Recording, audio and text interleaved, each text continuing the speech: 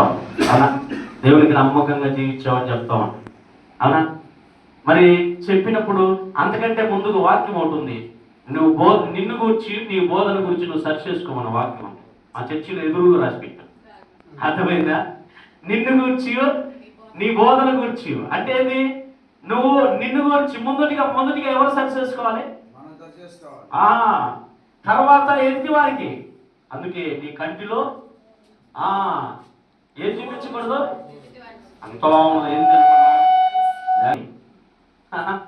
కానీ వాక్యం ఎందుకు చెప్తానంటే, మొదటిగా మనము మన జీవితాల్లో దినదినము ప్రభువుకు మనము ఏం చేయాలి తెలుసా?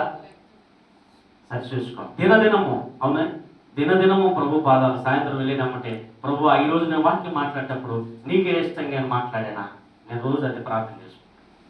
వెళ్ళినాక ఇంటికి వెళ్ళాక ప్రభువా, ఏదైనా నేను పరిచర్యలో వెళ్తున్నప్పుడు సాయంత్రం వెళ్ళినాక నేను ఈ రోజు ఏమన్నా నీకు అయిష్టంగా మాట్లాడానా? ఈరోజు ఏమన్నా నేను అయిష్టంగా నేను ఏమైనా ప్రవర్తించానా? నేను ప్రభువుని అడుగుతాను.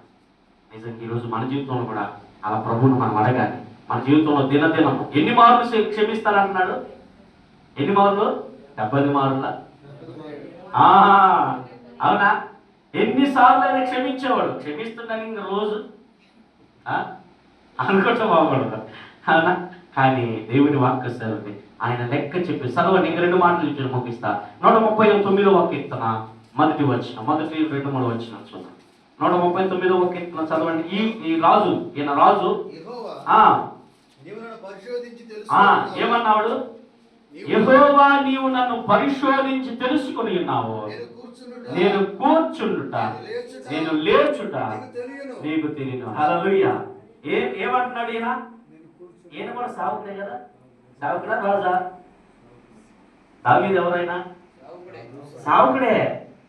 రాజు తర్వాత దేవుడు రాజుగా అభిషేకించాడు. కానీ సేవా పరిచయలో ఉన్నాడు ఈయన కూడా. అవునా కదా? అయితే ఈయనేమంటున్నాడు? ఈయన పరీక్షించుకుంటున్నాడు. రాజంటి వాడు సేవా పరిచయలో ఉంటూ ముందుకు వెళ్తూ, ప్రభువా, నేను కూర్చుండుట తెలుసు, నేను నడుచుట తెలుసు, నేను వెళ్తుంది చూసావు, నేను కళ్ళలో అనుకోకముందే, నేను హృదయంలో మాట్లాడకమునిపే నువ్వు చూసావు, పరిశోధించి తెలుసుకున్నావు, చుట్టూ నన్ను ఆవరించావు.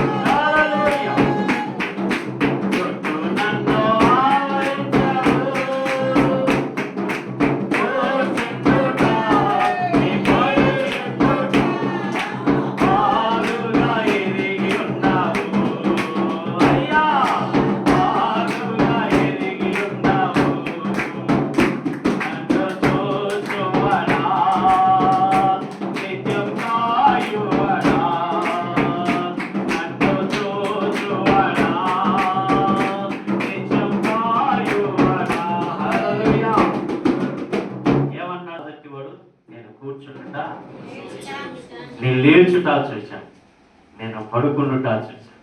అవునా? నీ తలంపులోనికి మనస్సులోనికి రాకమునిపే నీ హృదయ రహస్యములు ఎరిగిన దేవుడు అని అంటారు. అవునా? హృదయ రహస్యములు ఎరిగిన దేవుడు.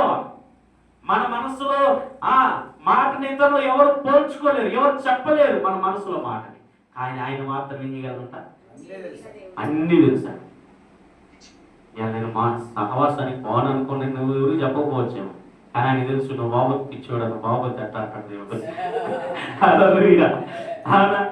తెలుసు, ఆయన తెలుసు. అందుకే కూర్చుండుట లేచుట బాగుగా ఏం చేస్తాడట? ఎదిగి ఉన్నాడు. చివరి మాట చూడండి, పరిశుద్ధ గ్రంథంలో చివరి మాట, మత్తయి సువార్త 5:22. మత్తయి సువార్త 5వ అధ్యాయము 22వ వచనం. ఈ వార్తతో మనం ముగించుకుందాం. 5:22 చదవండి త్వరగా. నేను మీతో చెప్పినది ఏమనగా తన సహోదరుని మీద కోపపడు ప్రతివాడును విమర్శకులు లోను అగును. హల్లెలూయా. ఏంటంట? నేను మీతో చెప్పినది ఏమనగా తన సహోదరుని మీద కోపపడితేనంట రేపు విమర్శ దినమన మనం లెక్క చెప్పాలి. అవునా? కోపపడ్డా నేనేమనలేదయ్యా, కోపపడ్డాం కదా. ఏమంటే నువ్వు ఎందుకు కోపపడ్డా? నేనే తగ్గించుకున్నా. అవునా? ఆయనంటి వాడు ఏమన్నాడు? కొడితే పట్ల ఒక చెంప మీద కొడితే ప్రభువే మన సృష్టికర్తే, నీ కొరకు నా కొరకు ప్రాణం పెట్టిన వాడే, మనందరి కొరకు చేతిలో చీలలు పట్టబడ్డాడు, ప్రక్కలో బల్లెపు పట్టు ముళ్ళ కిరీటము ధరించుకున్నాడు, ఎవరు పెట్టని ప్రాణమును పెట్టాడు, ఎవరి కాల్చని రక్తమును కాల్చాడు. ఆయన అంటున్నాడు, నువ్వు కోపపడుతుంటనే చూశాను, నువ్వు నడిచేది చూశాను, నువ్వు వెళ్తున్నది చూశాను, నీ సేవ పరిచయం నాకు తెలుసు, నిన్ను ఎలా హెచ్చించాలో నాకు తెలుసు, నిన్ను ఎలా నడిపించాలో తెలుసు. నువ్వు ఏదైతే ప్రార్థన చేస్తున్నావో అది నేను నడిపించడానికి నేను సిద్ధంగా ఉన్నాను. కాబట్టి ఒక మాట మాత్రమే చేయాలి.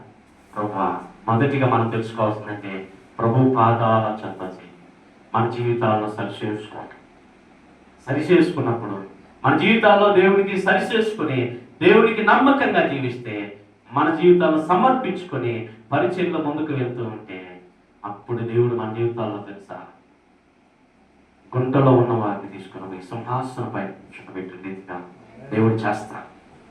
ఎక్కడో కొట్టబడ్డాడు, ఎక్కడో గుంటలో వేయబడ్డాడు, అన్న ఇడుగురు వస్తున్నారు కలలు కన్నవాడని చెప్పేసి అన్నలే అసూయతో కొట్టారు.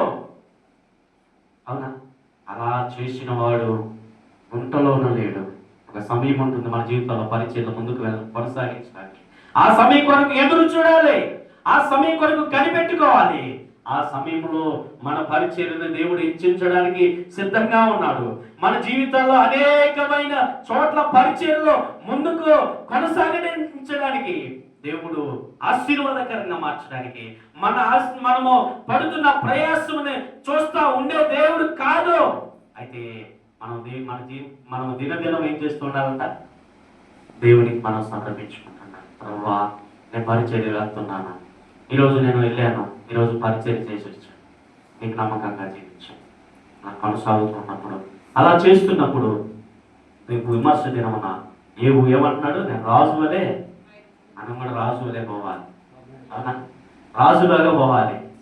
ఒక అధికారి కాడికి పోవాలంటే త్వరగా పోలేము, కానీ మన తండ్రి కాడికి మనం పోవాలంటే పోవచ్చు. మనం ఆయన బిడ్డలం, మనం ఆయన సేవా పరిచయంలో వాడబడుతున్నాం. కానీ మనం రాజు వలె ఎలాగ ధైర్యంగా చెప్తున్నాడో అలా మనం ధైర్యంగా చెప్పాలంటే మన జీవితంలో మనం నమ్మకంగా కొనసాగాలి. మన జీవితంలో దేవుడు మనకిచ్చిన ఆయుష్ని దేవుడి కొరకు సమర్పించాలి. మనం ఇచ్చిన తుప్పు పట్టి పోకూడదు కంటే ఏం చేయాలంట?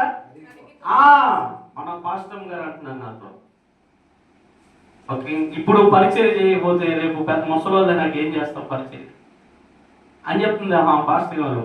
గొప్పగా పరిచయంలో వాడబడుతున్నారు అవంటుంది నాతో. నాకు ఆ మాటలకి చాలా బాధపడ్డాను.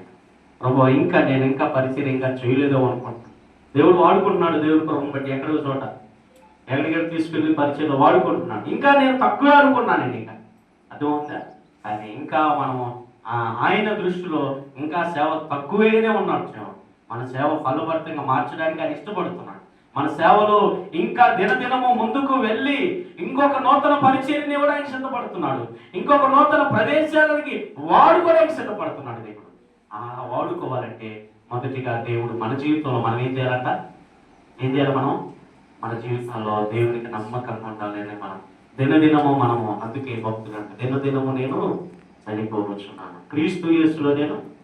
ఇది ప్రాముఖ్యమండి మనకి.